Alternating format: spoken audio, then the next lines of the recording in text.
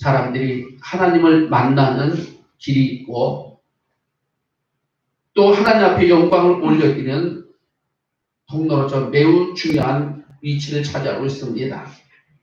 즉 우리 믿음의 사람들이 하나님 앞에 영광을 돌리고 하나님을 만나고자 하는 많은 여러분들한테 방법들이 있겠죠. 말씀을 통해서, 기도를 통해서, 어떤 헌신을 통해서, 누군가를 섬김을 통해서. 그러나 가장 중요하고요, 핵심적인 것은 바로 하나님 앞에 드리는 제사입니다. 이렇게 소중한 이 제사를 우리는 성경을 통해서 세 가지로 변천되어지는 것을 발견할 수 있습니다. 첫째로 여러분들 창세기부터 출발되어진 제단의 제사죠. 이것을 우리는 원시 형태의 제사라고 이야기합니다. 그리고 이스라엘 백성들이 애굽에 430년 동안 포로 생활했다가 거기서 들어갔다가 거기에 노예 생활을 하다 하나님께서 은혜로 하나님의 약속의 땅, 하나님의 그 백성들을 축복해 주기 위해서 가나안 땅으로 인도할 때 시내 산에서 성막을 만들게 하시고 그것으로부터 출발되어진 성막 제사 또는 우리는 성전 제사라고 이렇게 말합니다. 구약의 시대에 거의 이제 성전에서 성막에서 드려지는 제사를 이야기합니다. 그리고 세 번째로는 예수 그리스도께서 희생의 제물이 되어주심을 우리는 믿고 그분의 은혜로 말미암아 드려지는 제사를 우리는 이제 교회 시대 속에 살아가는 우리들 예배라고 이야기합니다. 이 예배는 또 다른 형태의 새로운 형태의 여러분들 제사죠. 이렇게 제단의 제사 그리고 또 성막에서 성전에 드려지는 제사 예수 그리스도를 믿는 그 믿음으로 말미암아 하나님 앞에 영광을 올려드리는 이 예배는 그 시대와 상황과 어떤 절차에 따라서 여러분들 다른 형태를 띠고 있지만 근본적인 의미는 같습니다. 오늘 우리는 예배를 드리는 시대, 교회 시대 속에 예배를 드리지만 오늘 말씀을 보니까는 하나님이 기뻐하시는 제사라고 이렇게 말씀합니다. 즉 하나님이 기뻐하시는 예배가 뭐냐라고 하는 거죠. 하나님이 기뻐하시는 예배를 드리라고 하는 겁니다. 이렇게 예배는 시대에 따라서 여러분들 변화가 일어났지만 내용은 하나님 앞에 영광을 올려드리는 것이요. 또한 하나님을 기쁘시게 하는 것이요. 할렐루야. 그 어떤 것보다 소중하고 귀한 것이 바로 이 제사인데 원수 마귀가 사람들을 미혹해서 제사를 하나님께 드리지 못하게 하고 자신을 향하게 만듭니다. 에덴 동산에서만 사람을 여러분들 유혹해서 타락시킨 것이 아니라 오늘날 이 시대 속에서도요. 또 앞으로도 세상이 끝나는 그 순간까지 원수 마귀는 끊임없이 우리들을 타락의 길로 미혹합니다. 그것들 가운데 가장 소중한 것이 무엇인가라고 하면 하나님 앞에 제사 드리지 마라고 하는 겁니다. 그러면서 누구에게? 나에게, 마귀에게, 자신에게 드리라고 이야기합니다. 신명기 32장 17절에 이렇게 말씀합니다. 자, 우리 한번 읽어봅시다. 자, 시작. 너희는 하나님께 제사하지 아니하고 마귀에게 하였으니 곧 그들에게 나타나신 그의 일어난 세신 너희 열조에 두려워하지 않는 것들이로다. 할렐루야. 이방민족의 사람들이요. 하나님 앞에 제사하지 아니하고 마귀에게 했다라고 말합니다. 이 여러분들 되니까 타락은 또한 하나님의 백성이라고 하는 믿음의 사람들 향해서도 유혹이 오는 겁니다. 그런데 너희들이 알지 못하는 신, 근래에 일어난 새신 여러분들 되니까 마귀가 여러분들 되니까 종교의 자유 속에서 신이라고 하는 신들을, 온갖 신들을 다 동원시켰어요. 하루에 제사를 드리라고요. 자기에게 그렇게 무릎을 꿇게 만듭니다. 그런데 너희 열조에 두려워하지 않던 것들이로다 라고 이렇게 말씀합니다. 우리 믿음의 사람들은 마귀를 전혀 두려워하지 않기를 주님의 이름으로 축원합니다. 그런데 세상 사람들은요, 하나님 앞에 제사하지 못한 것이 어디 있는가, 하나님 앞에 예배를 드리지 않으면 어디 있는가라고 하면 마귀가 지배하고 있는 세상을 두려워하기 때문에 하나님 앞에 드리지 못하고요, 마귀에게 드린다라고 하는 겁니다. 고린도전서 여러분들 10장 20절에 이렇게 말씀합니다. 자, 시작. 그저 이방인의 제사하는 것은 귀신에게 하는 것이고 할렐루야. 대저 이방인들, 세상 사람들이 제사를 드리는 건 뭐라고요? 귀신에게 드리는 것이라고요. 하나님께만 여러분들 드리는 제사가 정상적인 제사인 줄 믿습니다. 우리는 여러분들 대한민국은 유교라고 하는 사상에 팽배되어 있었어요. 죽은 조상들에게 제사를 드립니다. 그래야지 복을 준다라고요. 그래야지 복을 받을 수 있다라고요. 그것이 효도라고요. 그러나 효도는 살아있을 때 하는 것이 진정한 효도입니다. 죽으면 여러분들 아무 소용없어요. 아무리 음식을 많이 차려놓고 좋은 것을 차려놔도요, 그거 조상이 먹고 가는 것이 아니라 귀신이 먹고 갑니다. 귀신에게 절하는 것이라고요. 귀신에게 제사하는 것이라고요. 이처럼 하나님께 영광을 올려드리고, 그리고 또한 하나님을 만나는 여러분들 소중한 시간, 귀한 시간, 이 제사를 마귀가 여러분들한테니까 가로챕니다. 하나님 한 분 외에는 그 누구에게도 절하지 마시고요. 그 누구에게도 제사를 드리지 마시고요. 그 어떤 곳에도 여러분들 예배를 드리지 않기를 주님의 이름으로 부탁드립니다. 히브리서는 여러분들 잘 알다시피 13장까지 되어져 있습니다.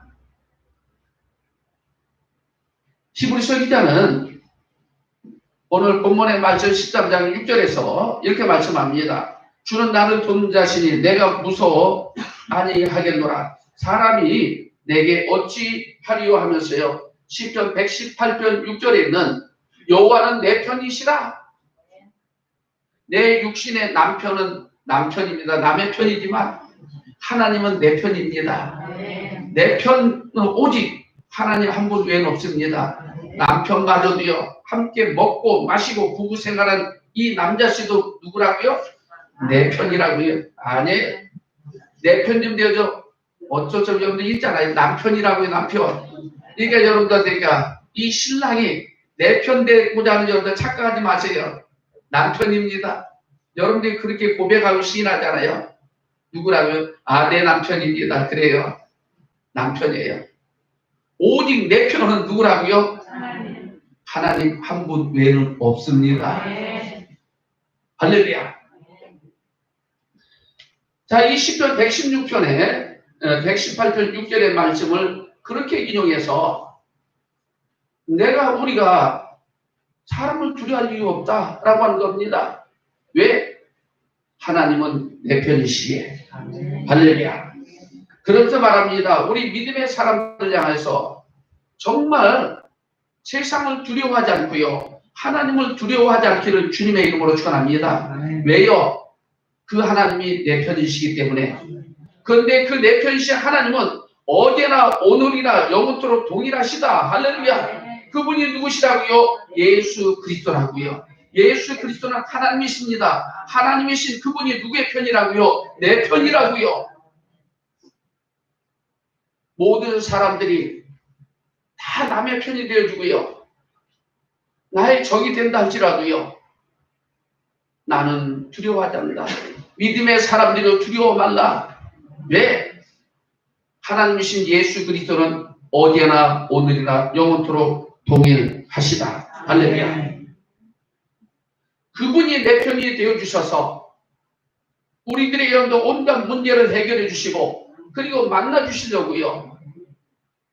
그분은 희생의 제물, 화목의 제물이 되어주셔서 우리를 하나님 백성 만드셨다라고 하는 겁니다. 그러니 그분이 베푸신 여러분들 그 은혜를 마음으로 굳게 잡고 이제부터 우리가 어떻게 살아가느냐, 무엇을 위해서 살아가느냐라고 할 때 하나님의 영광을 위해서 살아가는 겁니다.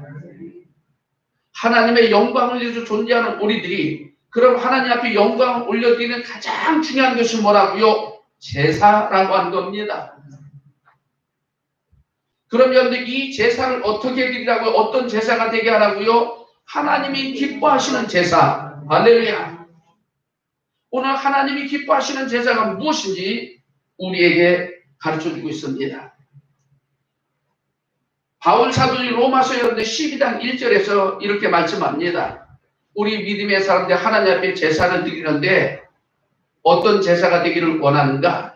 자, 읽어봅시다. 시작. 그러므로 얘들아 내가 하나님의 모든 자비하심으로 너희를 권하노니 너희 몸을 하나님이 기뻐하시는 거룩한 제사로 드리라. 이는 너희의 드릴 영적 예배니라. 아멘.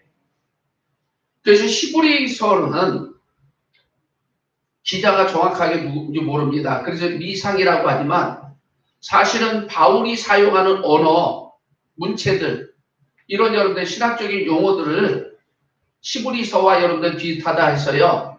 그래서 어떤 학자들은 히브리서를 사도 바울이 썼다라고 이야기합니다. 그러나 가장 정확한 것은 모른다, 이상이다. 그래서 오늘 말씀과 여러분들 거의 비슷하죠. 내가 너희에게 하나님의 자비하심으로 내가 강권해서 권한다라고 하는 겁니다. 권면한다라고 하는 겁니다. 좋은 것이 우리 권해주잖아요. 자식에게도 좋은 음식을 먹어봐 하잖아요. 왜? 먹으면 좋으니까 권하는 겁니다. 독약을 나쁜 것을 자식에게 권하는 사람 하나도 없습니다.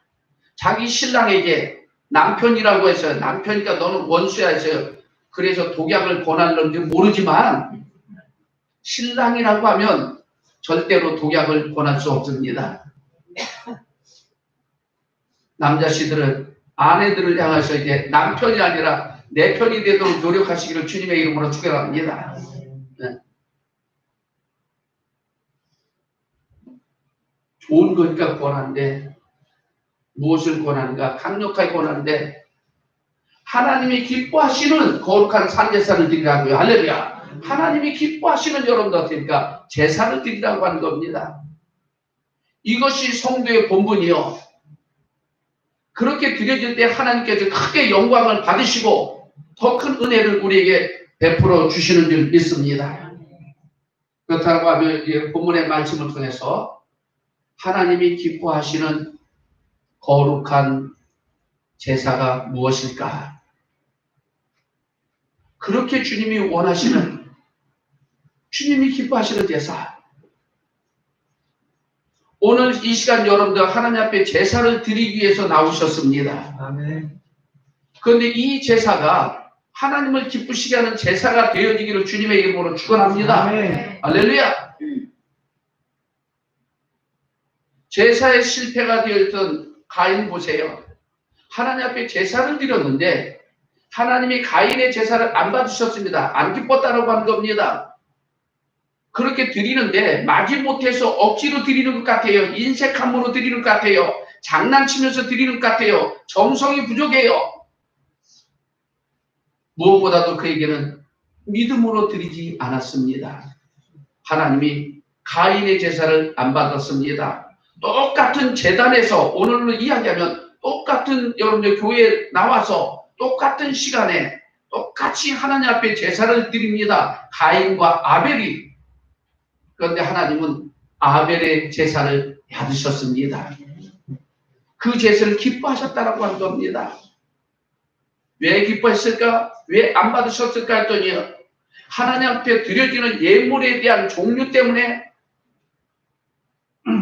11조를 여러분들 100만 원 가져왔더니 하나님이 입이 찢어지고요.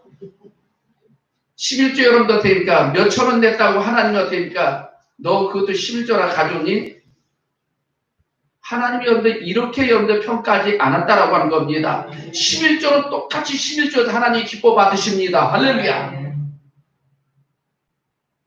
재물에 대한 여러분들에 대한 내용이 중요한 것이 아닙니다. 그 재물을 하나님 앞에 어떻게 드리느냐라고 하는 겁니다. 똑같은 엄마 뱃속에서 태어난 가인과 아벨, 똑같이 아버지 밑에 아담으로부터 신앙을 교육을 받으면서 하나님 앞에 영광을 올려드렸던 그들이 두 형제가 어느 날 갑자기 어느 순간 하나님 앞에 똑같은 시간에 하나님 앞에 제사를 드렸습니다. 그런데 형의 제물을 안 받았습니다. 그런데 가만히 보니까 제물에 드려진 내용들이 달랐네. 왜? 형은 농사 짓는 사람이어서요. 곡식을 드렸습니다. 동생 아벨은 양을 치는 자였어요. 그래서 양을 잡아서 드렸습니다.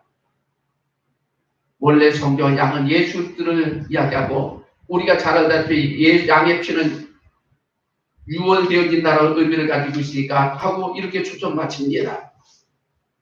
그래서 가인의 제사의 실패는 곡식을 드렸기 때문에 그래 라고 하면서 우리를 또 여러분들 현혹시킵니다. 그렇지 않습니다. 레위기서에 보면 7가지 제사 가운데 여러분들 소제라고 하는 곡식을 드리는 제사도 있습니다. 할렐루야. 성경은 여러분들 딱 이것 때문에 안 받았다라고 이야기합니다. 가인의 제사 무엇이에요? 아니 오히려 가인의 제사를 내가 이래서 안 받았어가 아니라 아벨의 제사를 받으시면 이겁니다. 아벨은 더 좋은 믿음으로 더 나은 믿음으로 하나님 앞에 드렸다. 믿음의 차이였던 겁니다. 하나님 앞에 연락되기를 주님의 이름으로 축원합니다. 하나님이 연락하셨다는 얘기는 하나님 그 제사를 어떻습니까? 예배를 기뻐 받으셨다라고 하는 겁니다. 영광 받으셨다라고 하는 겁니다. 할렐루야. 우리는 세상 사람들도 어떻습니까? 정화수라고 하죠. 새벽에 옛날에 여러분들 복을 비는 여인들의 모습이었습니다. 남편을 위해서 자녀들을 위해서요. 장독대에다가 정성을 다해서 물을 떠다 놓고요. 비나이다 할 때도 그것도 뭐라고요? 정성을 다한다라고요. 보이지 않는 귀신에게 드려지는 제사도요. 이방 사람도요. 그렇게 여러분들 정성을 드리거늘 하물며 하나님의 사람, 살아계신 하나님 앞에 정성을 다해야 되는 건 당연한 겁니다. 이 정성을 다한다는 말로 요즘 말로 바꿔서 이야기하면 예배에 여러분들 집중해야 된다고 하는 겁니다. 예배 시간에 딴 생각해서는 안 됩니다. 예배 시간에 잡담해서는 안 됩니다. 예배 시간에 핸드폰에 관심 갖고요. 있으면 안 됩니다. 내가 할 일 다 하면서요. 그럼 이제 예배 드린다고 그렇게 했을 때 그 예배를 하나님 받으시겠느냐? 여러분들 같으면 어떻게 하시겠어요? 받으시겠습니까? 야, 때려쳐라고 이렇게 이야기할 겁니다. 오늘 제사 예배는 그 어떤 것보다도 하나님 앞에 크게 영광을 올려드리는 시간입니다. 하나님이 여러분들 그것을 가장 기뻐 받으시는 줄 믿습니다. 그럼 하나님이 받으시기 합당한 그 예배는 어떤 예배인가? 라고 했더니요. 히브리 기자는 이렇게 말합니다. 15절, 16절 말씀인데 15절 말씀 한번 먼저 읽어봅시다. 15절. 자, 시작. 이러므로 우리가 예수로 말미암아 항상 찬미의 제사를 하나님께 드리자. 이는 그 이름을 증거하는 입술의 열매니라. 자, 16절. 다음에 16절. 오직 선을 행함과 서로 나눠주기를 잊지 말라. 이 같은 제사는 하나님이 기뻐하시느니라. 할렐루야. 하나님이 기뻐하시는 제사가 뭐라고요? 하면 15절, 16절의 말씀, 이 두 절의 말씀이 하나님이 기뻐하시는 제사라고 하는 겁니다. 하나님이 기뻐하시는 예배를 우리에게 여러분들께니까 지금 가르쳐주고 있습니다. 이런 예배를 나는 기뻐한다.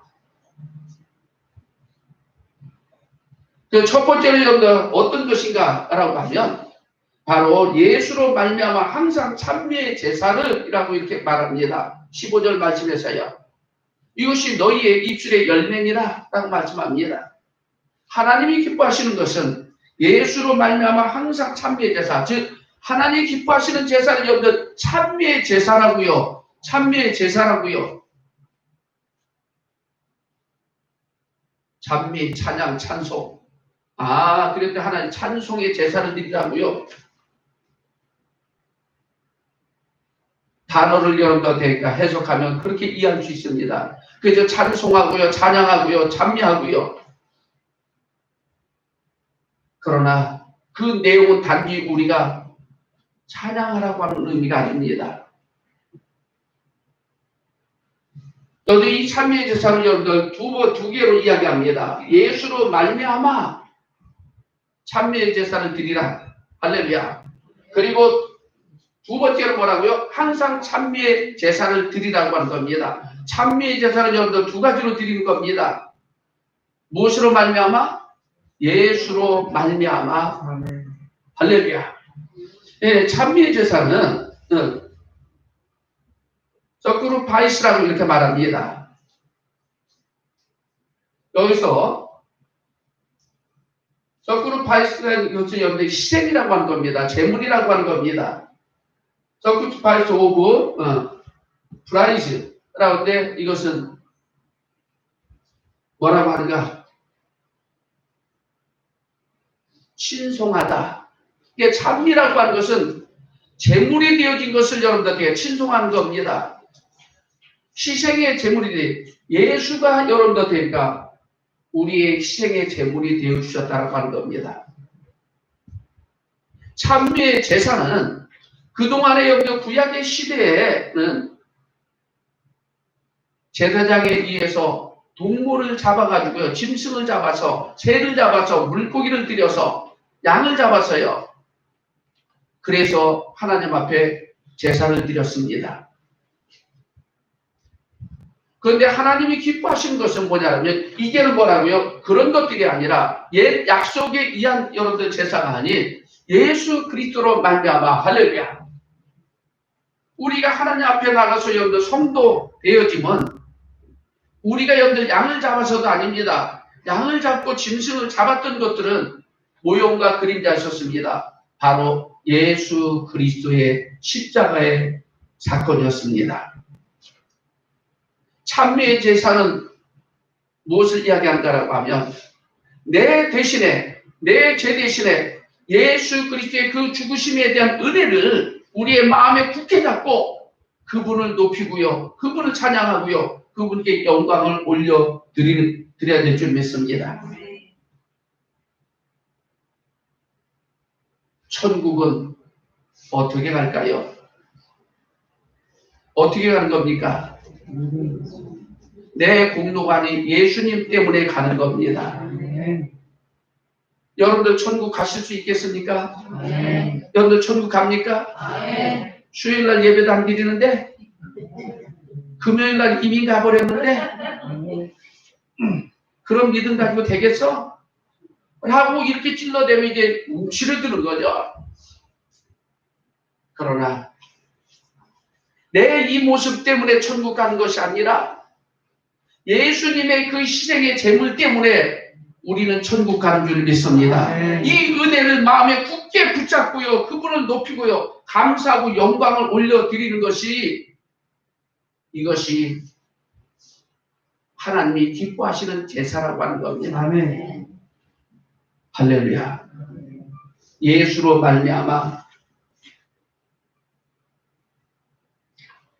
자, 히브리서 여러분들 7장 27절 말씀 읽어보겠습니다. 자, 시작. 제사장들이 먼저 자기 죄를 위하고 다음에 백성의 죄를 위하여 날마다 제사 드리는 것과 같이 할 필요가 없으니 이는 저가 단번에 자기를 드려 이루셨습니다. 이는 저가 단번에 자기를 드려 이루셨음이니라. 할렐루야. 예수 때문에, 할렐루야. 예수님의 그 희생의 제물 때문에, 할렐루야. 그리고 히브리서 9장 26절에 이렇게 또 말씀하고 있습니다. 자, 시작.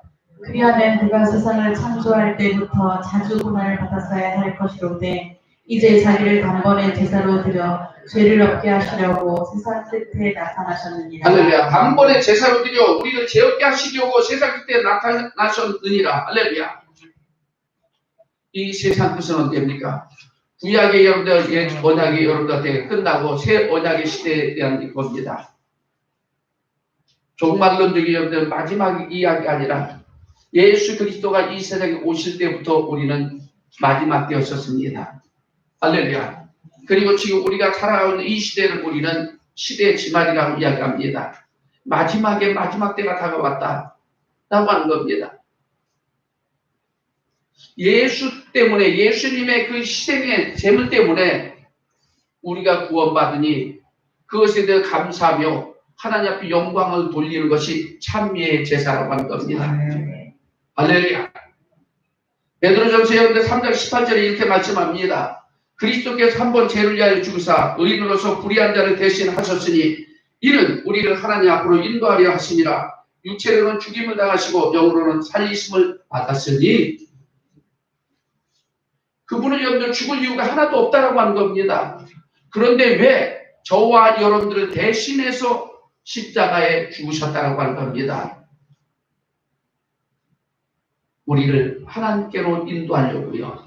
하나님 앞에 영광을 올려드리는 사람 되게 하려고요. 마귀에게 제사 지내면서 멸망할 수밖에 없었던 우리들을 이제 여러분들 하나님의 사랑을 알고 주님이 베풀어 주신 그 은혜에 대해서요. 마음을 굳게 잡고 이제 하나님께 제사를 드리는 사람이 되게 만드셨습니다.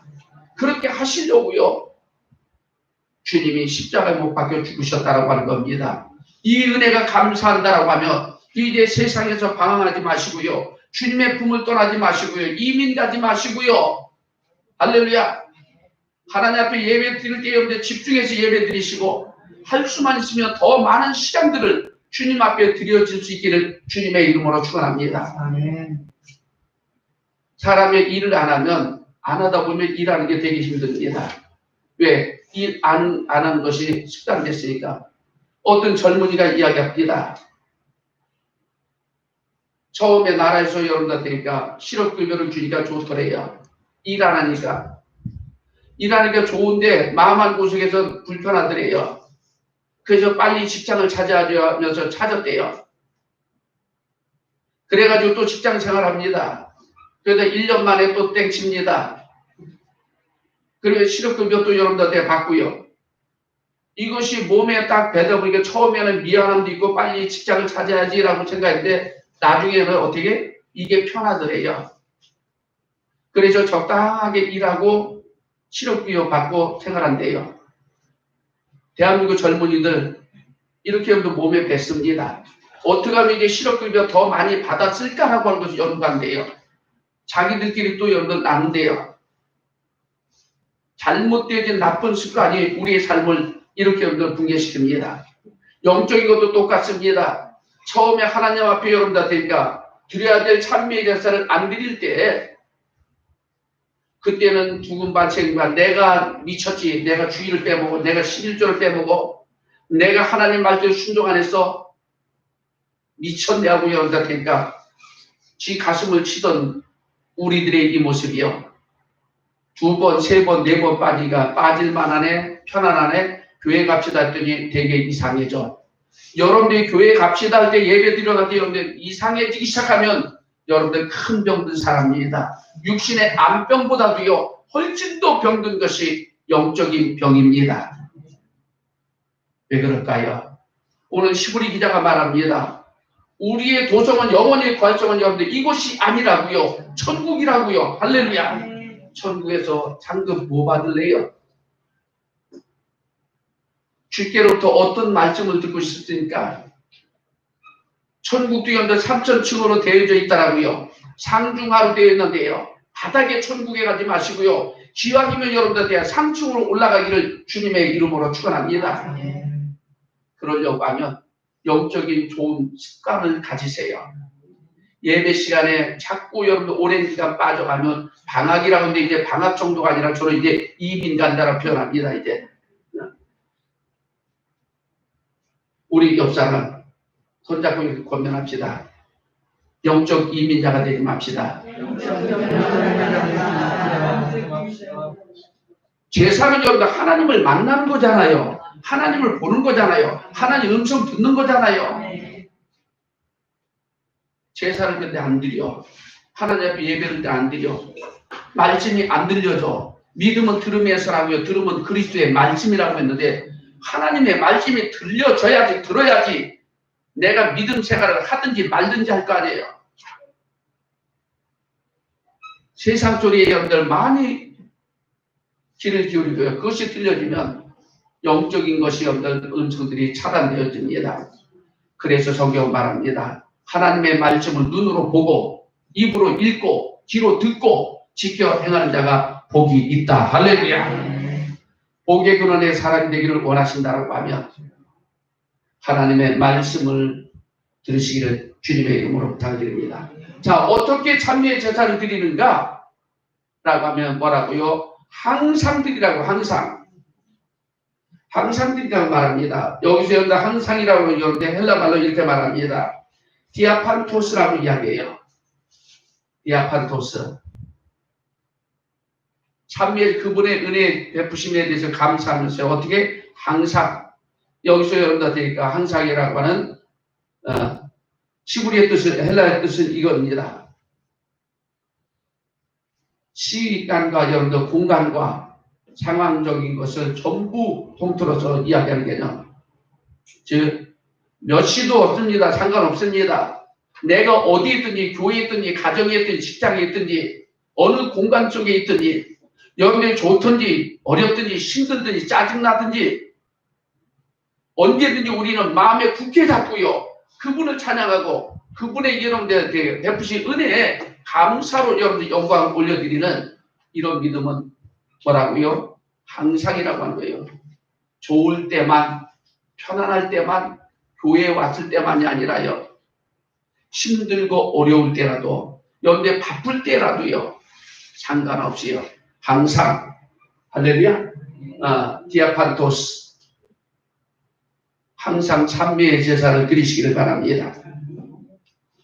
자, 두 번째로 그럼 하나님이 기뻐하시는 여러분들 제사는 어떤 것인가? 라고 하면 16절 말씀에 읽어보았던 거죠. 오직 선을 행함과 서로 나누어 주라라고 하는 겁니다. 입술의 열매로 주님이 베풀어 주신 그 은혜에 대해서요. 찬미의 제사로 영광을 올려드리고 그러면서 거기서 끝나는 것이 아니죠. 바로 오직 이것은 우리에게 강조할 때 사용하는 겁니다. 이것만이 내가 기뻐하는 거야 라고 하는 겁니다. 이것만이 내가 기뻐하는 제사야 라고 하는 거죠. 그것이 뭐라고요? 선을 여러분들 행하라고 하는 것이고 서로 나누어 줘라라고 하는 겁니다. 선을 행함이라고 하는 말은 헬라말로 이렇게 이야기합니다. 유포이 아스라고 말해요. 유포이 아스. 타인에게 좀 관심을 가지라고요. 성도들끼리 여러분들 관심을 좀 가져주세요. 그 나와 상관없어. 하나님에 좀 관심 좀 가져주세요. 선을 행한다라고 하는 것은 도덕적으로 윤리적으로 죄 안 짓고 착한 일 하고 나가는 의미가 아니라 디포이아스라고 하는 이 뜻은 이 말의 뜻은 타인에게 관심을 갖는 겁니다. 힘든 사람을 보고 억울한 사람을 보고 그냥 눈 감지 말고요. 좀 관심 좀 가져주세요. 그래서 어떻게 기도해 주세요. 할렐루야. 힘이 되어주세요. 아멘.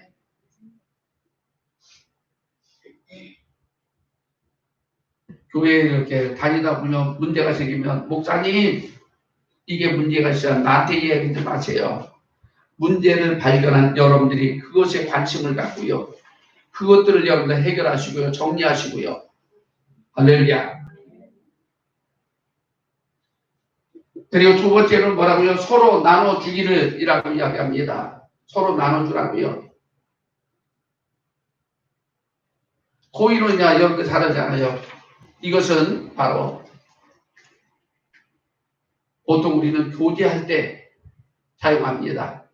그런데 서로 나눠주기를 코이노니아스라고 하는데 이것은 돈이나 어떤 물건 이런 것들을 통해서요. 필요한 것을 타인에게 필요한 것을 채워줄 수 있는 모든 것을 나누는 관용을 코이노니아스라고 이야기해요. 이것은 하나님이 기뻐하시는 제사다라고 하는 겁니다. 그 미술로만 하나님 감사합니다. 영광하고요. 여기서 멈추는 것이 아니라 우리는 이웃을 돌아보라고 하는 겁니다. 어떤 사람, 힘들고 어려운 사람, 내가 도와줄 수 있는 만큼 여러분들 도와주라고요. 이것이 기뻐하는데 왜 그런가라고 하면 하나님은 사랑이십니다. 우리는 주님의 입술로 말미암아 여러분들 되니까 주님의 베풀 수 있는 그 희생의 제물에 대해 감사하면서요. 사랑을 먼저 입었잖아요. 사랑을 받아본 사람이 사랑할 줄 압니다. 어떻게 사랑을 할 줄 알아요? 내가 받아보지를 않는데 근데 못한대요. 사랑을 받아보지 못한 사람은 사랑할 줄 몰라요. 우리는 이미 하나님께로부터 큰 사랑을 받았습니다. 내 죄 대신에 예수 그리스도께서 십자가에 죽으시기까지 나를 사랑하신 그 사랑이 내게 큰 은혜인 줄 믿습니다. 이런 사랑을 받은 우리들, 주님은, 하나님은 여기까지 멈추지 말고 너희들이 드리는 이 찬미의 제사, 예수 그리스도께서도 우리를 사랑하시고 구원하기 위해서 성문 밖에서라고 이야기합니다. 영문 밖에서라고 이야기합니다. 예루살렘 성 안에만 머물러 있는 것이 아니라 그분은 어디가 예루살렘 성 밖에 나가서요. 거기서 우리를 사랑하셔서 되니까 십자가 지셨다고 하는 겁니다. 그러니 우리도 또 어떻게 해요? 우리들끼리 이 안에 머물러 있지 말고 하나님을 찬양하고 하나님을 찬양하고 예배를 드리는 이 자리에서만 극한시키지 말고 하나님이 진짜 기뻐하시는 것은 뭐냐라면 하나님이 너희를 그렇게 사랑한 것을 가지고 됩니까? 타인을 향하여서요. 세상을 향하여서요. 마귀에게 제사를 드리는 자들을 향하여서요. 나아가서 그들에게 관심을 갖고 그들을 어떻게 하라고요? 도와주라고요. 돈 좀 가지고 도와주고요. 물건 있으면 물건 가지고 도와주고요. 마음이 있으면 마음을 가지고 도와주고요. 재능이 있으면 재능 기부라고 이야기합니다. 내가 잘하는 것 갖고 도와주고요. 할 수만 있으면 내가 가지고 있는 모든 지적인 것 끝까지도요. 함께 여러분들 도와주시기 바랍니다. 우리는 여러분들 이 시대에 여러분들 왕따 시대입니다. 왕따 당하는 사람 도와주다가 되니까 크고 다치니까 안 다치려고 되니까 전부 외면합니다. 세상은 이렇게 악해졌습니다. 그런데 하나님 기뻐하시는 건 뭐냐라고 하면 왕따 당하는 사람 어떻게 하라고요? 도와주세요. 힘으로 도와주고요. 마음으로 도와주고요. 함께도 도와주시길 바랍니다. 어느 때 도와줄까요? 사랑할 때. 할렐루야. 그래서 성경이 이렇게 말합니다. 요한일서 4장 8절 말씀에 사랑하지 아니하는 자는 하나님을 알지 못하나니 이는 하나님은 사랑이시다. 할렐루야. 우리가 하나님을 안다고 하면서 사랑하지 않으면 너희들 하나님 모르는 거야 라고 아주 강하게 말씀합니다. 우리는 하나님의 사랑을 알잖아요. 할렐루야. 그러니 우리 또한 누구를요? 사람을 좀 사랑하라고요. 타인 좀 사랑하라고요. 마귀에게 사로잡혀서 지옥에 갈 수밖에 없는 사람. 또 여러분들 되니까 우리 믿음의 사람들끼리도 힘들고 어려울 때 그들을 관심을 갖고요. 돌아봐 주라고요. 하나님이 기뻐하시는 성도의 삶의 산제사는 무엇인가라고 하면 타인에게 관심을 갖고 타인에게 여러분도 도움을 주는 이런 삶을 하나님은 내가 기뻐하는 제사야. 그러니 그것을 잊지 마. 이렇게 말씀합니다. 하나님이 기뻐하시는 제사가 무엇인가? 선행을 하고요. 서로 나눠주기를 잊지 말지니 우리 믿음의 사람들이 그렇게 살아가는 하나님 앞에 영광을 올려드리시기를 주님의 이름으로 축원합니다.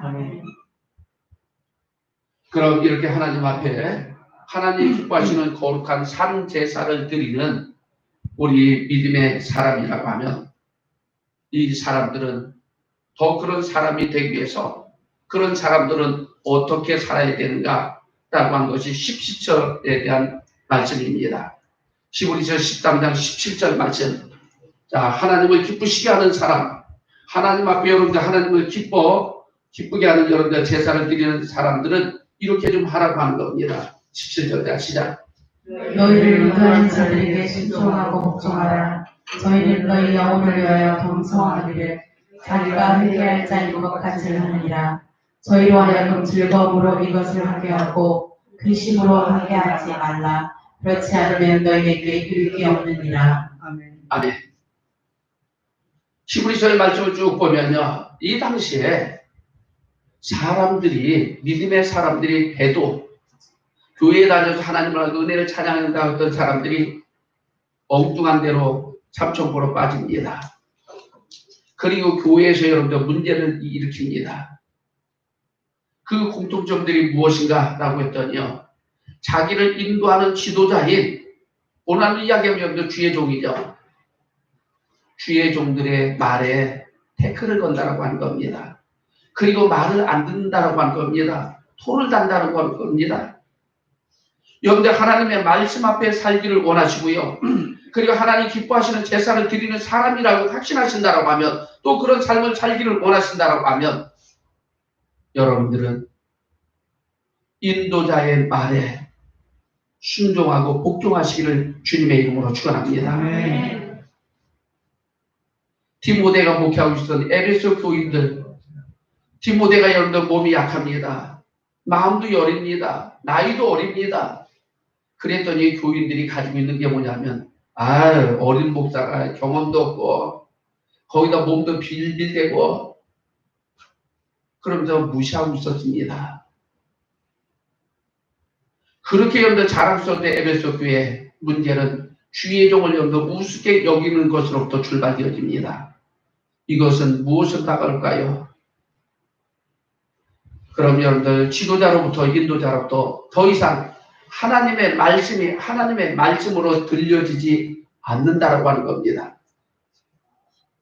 우리 꾸미는 신앙의 공동체들은 하나님의 말씀이 하나님의 말씀으로 들려지기를 주님의 이름으로 축원합니다. 그러려고 하면 뭐라고요? 인도자를, 너희를 인도하는 자에게 순종하고 복종하는 믿음을 가지시기를 주님의 이름으로 축원합니다. 왜 주의 종에게 여러분들 순종하고 복종해야 되는가? 라고 하는 겁니다. 저희는 너희 영혼을 위하여 경성하기를 자기가 회개할 자인 것 같이, 지금 여러분들과 내 성도들의 죄로 인하여서 힘들고 그럴 때 성도들이 가지고 있는 그 어려운 상황이 있을 때 그것을 자신의 것으로 여러분들한테 여기고요. 경성한다는 얘기는 목자가 양을 지키기 위해서 잠을 안 자고 여러분들 지키는 것, 그리고 파수꾼이 그 백성들을 지키기 위해서, 성읍을 지키기 위해서 잠을 안 자고 그렇게 지키는 것처럼요, 경성이라고 하는 의미가 그겁니다. 잠을 안 자고 지키고요. 그러면서 되니까 성도들이 잘못을 놓고 회개하고, 그 영적인 지도자들보다도 여러분들을 그 어떤 목사들보다 이준석 목사가 가장 아끼고 사랑하고 잘합니다. 안 믿어지세요? 믿어지는 사람 아멘 하시기 바랍니다. 여러분들 잘 되라고 하는 것은 그 다른 교회 목사, 순복음교회 목사, 명성교회 목사들, 이런 목사들보다도요, 여러분들이 잘 되기를 원하면서 기도하는 사람이 이준석 목사예요. 목자와 양의 관계를 이야기하는 겁니다. 그 목자는 최소한 뭐냐라면 양들을 자신의 것처럼, 자기 것처럼 생각하고요. 양들이 안고 있는 문제를 자기 자신의 문제로 여기고요. 그러면서 잠을 안 자면서까지 이렇게 뭐라고 그걸 안고 기도한다라고 하는 겁니다. 그렇게 생각하고 그렇게 기도해주는 이 주의 종의 말에 뭐라고요? 순종하고 복종하라고 하는 겁니다. 이 말씀에 여러분 순종하고 복종하지 않으면 곁길로 나가지는 거죠. 그러니까 되니까 바깥으로 뛰쳐나가고요. 타종교로 나가면서 배도했던 것이 히브리 기자가 쓰고 있던 이 당시의 영적인 상태를 이야기합니다. 그러면서 왜 순종하고 복종해야 되는가? 라고 하면 너희들의 유익을 위해서다라고 하는데 이렇게 말합니다. 부모도 자식이 여러분들 순종하면 기분 좋잖아요. 말 들으면. 내 자식이 뭐 별로 여러분들 되니까 내 자식도 없는데 하고 들어주는 이 자식. 너무나도 기분 좋습니다. 그죠? 그런데 잘 나가는 것 같아 토를 달고 저 잘났다라고 하고 엄마가 뭐하러 아빠가 뭐하러 하고요. 대드는 자식 보여 한 대 줘받고 싶어요. 그러면 부모 마음속에서 말하는 부모도 있지만 말 안 하고 가만히 있지만 속으로 그래 너 잘났다. 그럼 네 마음대로 한번 해봐 하고 내버려 두는 겁니다. 그런데 때로는 어떨까? 근심 때문에 염려되잖아요. 이렇게 철없는 이 자식이 과연 사회생활 잘할까? 잘 살 수 있을까? 내색은 안 하지만 그런 것이 부모의 마음입니다. 주의 종을 향한 여러분들과 너희들이 그 주의 종에게 순종하고 복종해야 될 이유가 거기 있다라고 하는 겁니다. 그러면서 말합니다. 즐거움으로 이것을 하게 하고 라고 하면서요. 근심하게 하지 말라. 그렇지 않으면 너에게 유익이 없느니라. 근심하는 거죠. 왜? 주의 종이 여러분들에게 권면합니다. 말씀을 전합니다. 그런데도 그 말대로 순종하지 않고요. 자꾸 딴짓거리 나고요. 깐죽거리기도 하고요. 오히려 그러니까 일부러 여러분들 반대로 가고요. 이러면 주의 종의 마음속에 뭐가 있어요? 근심한다라고 하는 거예요. 염려한다라고 하는 겁니다. 근심과 염려가 있으면 주의 종의 마음이 안 편하지만 사실은 이겁니다. 그 인도자가 너희들 위해서 경성하고 있는데 할 수 있겠느냐라고 하는 겁니다. 그죠? 좋은 의도로 기도가 나올 수 있고 좋은 의도로 하나님의 말씀을 전해줄 수 있겠느냐라고 하는 거예요. 이제 이렇게죠. 가르쳐줘도 안 듣는데 그럼 어떡합니까? 더 이상 이제 말 안 하는 겁니다. 그럼 어떡합니까? 성도들은 주의 종의 입술을 통해서 하나님의 말씀이 되어진 것을 먹고 살잖아요. 근데 더 이상 나를 위해서 좋은 권면도 안 해주는데 내 인생에 무슨 유익이 있습니까? 하나님을 여러분들 기뻐하시는 제사를 드리는 성도 여러분들 이제 그렇게 계속적으로 하나님을 기쁘시게 하는 그런 여러분들 예배를 드리고 영광을 올려드리기를 원하신다고 하면 오늘 이 말씀을 기억하시면서요. 너를 인도하는 자에게 여러분들 순종하고 복종하는 신앙의 모습을 가지고 여러분들 삶의 유익을 여러분들 갖고 그리고 복되게 살아가시기를 주님의 이름으로 축원합니다. 아멘.